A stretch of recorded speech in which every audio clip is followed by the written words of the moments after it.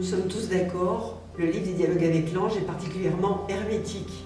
Et que même si, comme le dit mon époux, ce livre grandit au fur et à mesure que nous grandissons, eh bien nous avons besoin de quelques conseils pour cette élévation. Et il y a des livres que Gita a écrits qui sont totalement méconnus. Je trouve qu'ils sont sous-employés, sous-utilisés. C'est quand même les 4 livres témoignages explicatifs de leur aventure, expérience avec leur ange, quoi. Et depuis le départ, Gita s'était jurée qu'elle répondrait à tous les lecteurs. Si le livre avait du succès, tant pis, elle répondrait à tous, jusqu'à ce qu'elle soit tellement débordée, et que son ange lui souffle à l'oreille d'écrire des réponses collectives sous forme de livre.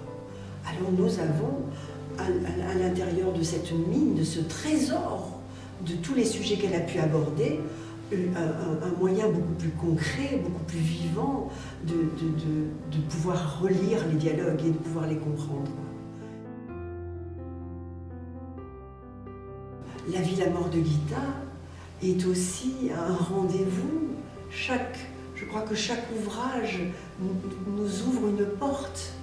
Et la vie, la mort de Gita nous permet de découvrir comment cette femme a pu vivre, c'était quoi l'objectif de sa vie, comment elle a utilisé les dialogues dans sa propre existence.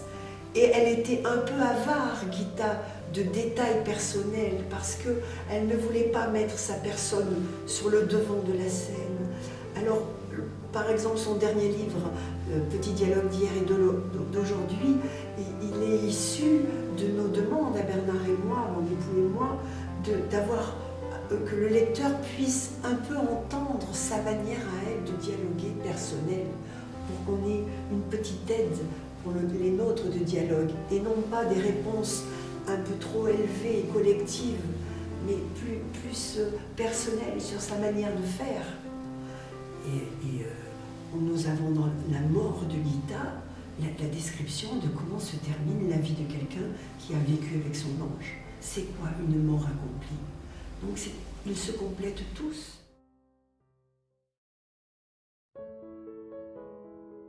Nous avons si la vie a voulu que nous puissions savoir comment sont morts Anna, Lily, Joseph, et que nous avons donc un livre qui s'appelle Le Dernier Convoi, qui est le récit d'une des survivantes de ces camps de la mort, qui a côtoyé donc les 3 amis avant leur mort, déjà dans les dialogues, et ensuite dans les camps de concentration.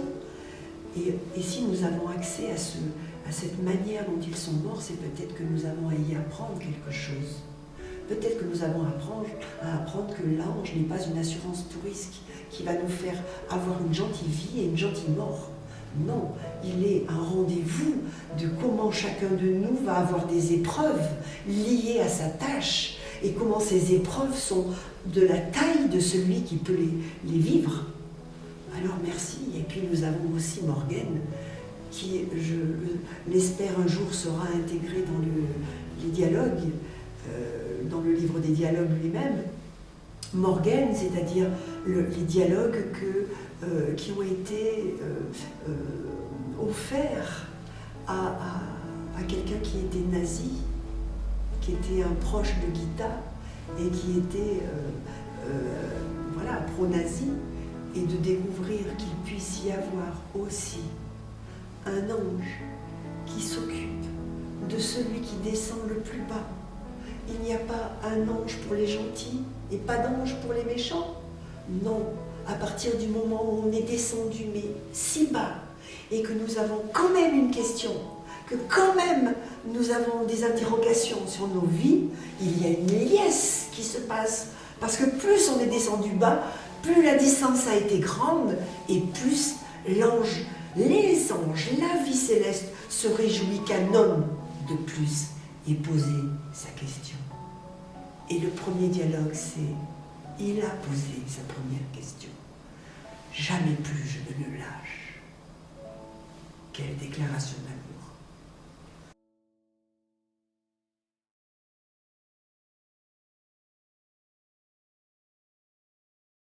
c'est tout un ensemble, pas seulement le livre des dialogues, qui va nous donner matière, nous-mêmes, à aimer, matière à apprendre. Et la dernière chose que j'aimerais dire, c'est les audios de Gita, les vidéos de Gita contiennent une autre musique, contiennent la vie trépidante, pleine, chaude, virile que Gita était, et simplement cette écoute nous met devant, ce ne sont pas des êtres éthérés sur leur petit nuage, mais ce sont des êtres vivants. Gita était vivante, et rien que de l'entendre, ça y est, on est à nouveau sur la bonne route d'un dialogue avec l'ange qui n'est pas réservé à une élite se retirant de la vie, mais réservé à des gens ordinaires qui veulent enfin vivre.